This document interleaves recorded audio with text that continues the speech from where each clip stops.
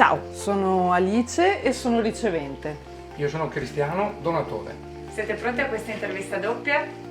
Abbastanza. Ci proviamo. Allora, voi vi conoscete? No. No. Siete qui in ADMO perché alla fine ADMO ha significato qualcosa per entrambi. Parecchio.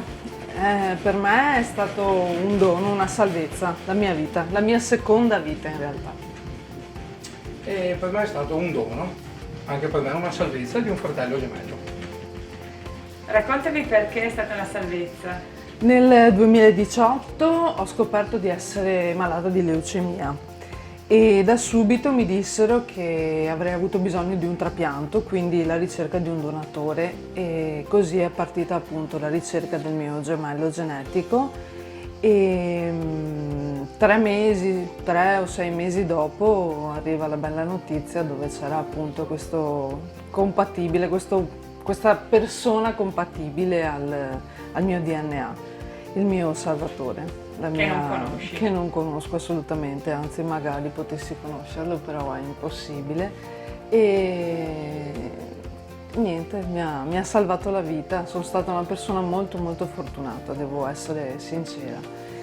E sono abbastanza emozionata, quindi scusatemi. Andiamo dall'altra parte. Grazie. Quindi donatore anche affettivo? Sì, donatore effettivo sia di sangue e donatore ADMO, e ho donato nel 2009. Hai donato nel 2009. Quando sei entrato nel registro? E non me lo ricordo, ma presumo 4-5 anni prima.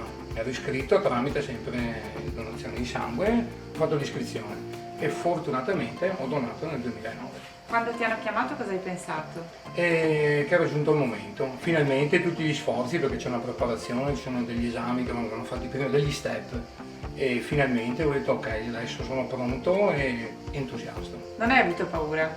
No, perché ero un po' abituato all'esame, però paura di non essere all'altezza e la voglia di conoscere, che però non ho mai conosciuto A chi è andato a chi è come andato, dono? E che... spero a buon fine. E tu sai se questa persona sta bene? Sì, sta benissimo. E come hai fatto la famosa operazione? E io l'ho fatto via aferesi, praticamente è un semplice prelievo di sangue, anziché un foro, sono 2 fori, braccio destro e sinistro, e dura un paio d'ore, insomma. Non è... cioè, si può fare? Sì, tranquillissimo, nessun problema, non fa male, anzi.